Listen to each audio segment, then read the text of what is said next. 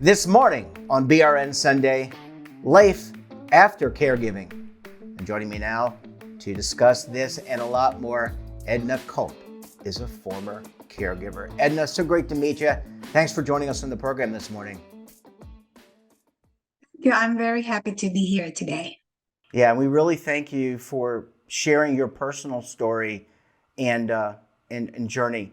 Let's start, I think, with some basic questions. Uh, you lost your husband and were caregiving for your husband. He had, I believe, Parkinson's. Tell us about the caregiving commitment that you made to him. Well, Parkinson's disease is a progressive condition. So, in the beginning, it was a total of 23 years that we have that guest in our home that will not go away. So in the beginning, he's able to, be functional and all do these things. And diagnosed in 2000, by 2006, he has lost his executive functioning. So I was making all the decisions for the family.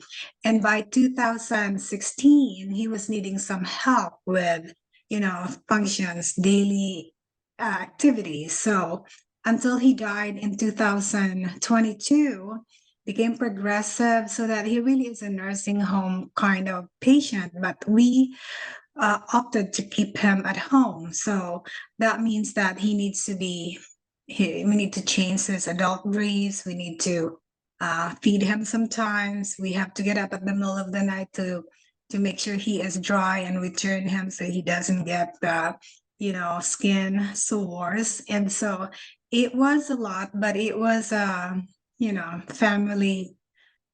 thing. My daughters, they were older. They were able to help with it, like the feeding and sitting with him. But the physical work and the daily hygiene, I don't let them do that because that's their father. So a lot of that Sure. was on me, and then I have to hire caregivers so that I can go to work. But at night, it's pretty much me, and then go back to work the next day. Yeah, that's a very big commitment. Obviously, you do that out of love and commitment, and there have to be that other people in around the country and probably around the world that are in a similar situation to you. Yes, and I've been when this happened, I went to Parkinson's Association of San Diego, and I've asked to be in a support group, in a group where people are going through the same journey that I have. A lot of patients with Parkinson's, they're older, like they're in 60s, 70s, 80s. He was diagnosed at 50, so we were still raising children. My kids were 2, 6, and 8 years old when he was diagnosed. I'm Mm. still in the workforce. And so when I tried to join those support groups, they're done with raising children. They are retired. There's nothing common except for disease. So I finally found this organization where other well spouses are taking care, just like me, and I was so happy. And so it's very important to have a support group because this, when you're caring for a sick spouse, it's very isolating. And when people come to you and say, "I know exactly what you're feeling," they don't.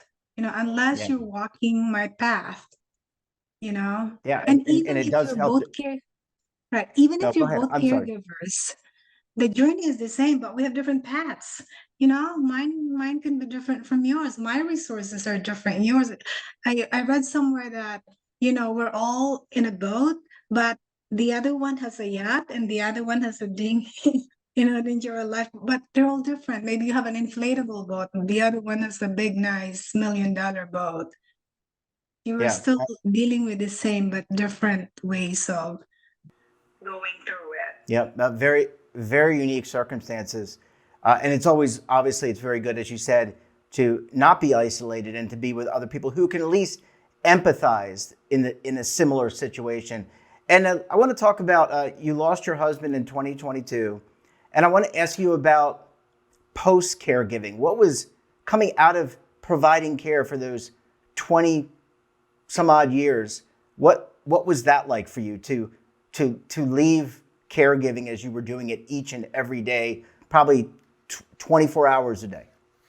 was very difficult because that was my part of my identity for so many years, for 2 decades actually. And so suddenly, when all that was gone, there was a deafening silence around here because there was usually a constant flow of people helping with this caregiving and people coming to visit family. But suddenly there was this silence, and I was alone. At the same time, my kids went on their own. So it was very, very weird. I cannot, now I'm a widow and, dealing with so many things, being alone, being a widow. There was this big chunk of hours that wasn't mine. And suddenly it's all mine. I didn't even know what to do with it. So And I was going to ask you, so how did you fill that gap? Obviously, or you were telling me off in the green room, the virtual green room, that you're part of a support group. How did you plow yourself back into your life and what was important for Edna?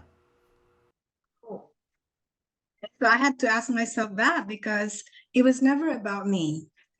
All the decision making is based on what does my husband need? What do the children need? And so there was no time left for Edna. So even asking myself, what do I want? It was very difficult to find that answer. So I just, decided looking for things to do, like just to fill the time.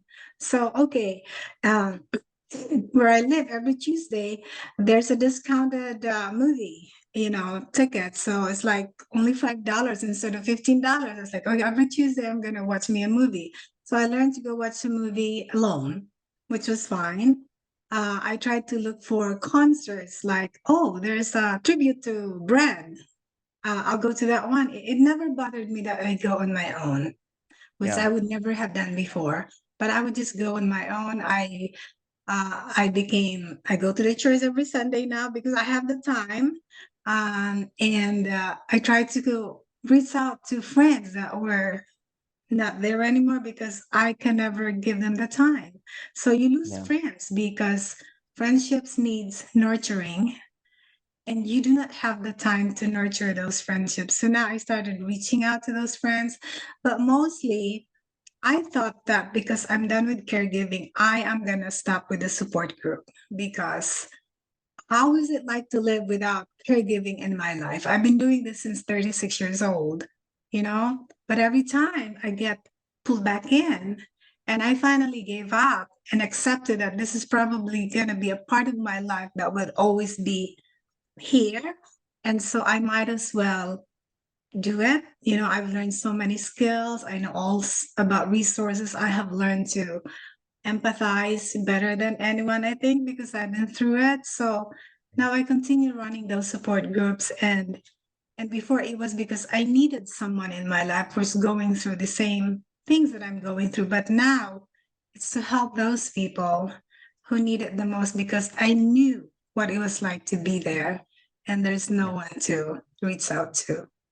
Well, that experience, I'm not a caregiver, nor have I ever been a caregiver, but that experience that you went through created set of skills that you can now help. Maybe you didn't have the someone else shepherding you through the process, but now you can take the skills that you learned and help shepherd other people through the process. And maybe at the end of the day, that's the gift that was given to you, and you can impart that on other people. And we're going to have to leave it there. Thank you so much for joining us. Thank you for sharing your personal story, and we look forward to having you back on the program again very soon. Jeff, for this opportunity, and I just wish all the caregivers out there to just hang in there and reach out for people who can provide that support for you. And don't forget to subscribe to our daily newsletter, The Morning Pulse, for all the news in one place. Details, of course, at our website. And we're back again tomorrow for another edition of BRN. Until then, I'm Jeff Snyder. Stay safe, keep on saving. And don't forget, roll with the changes.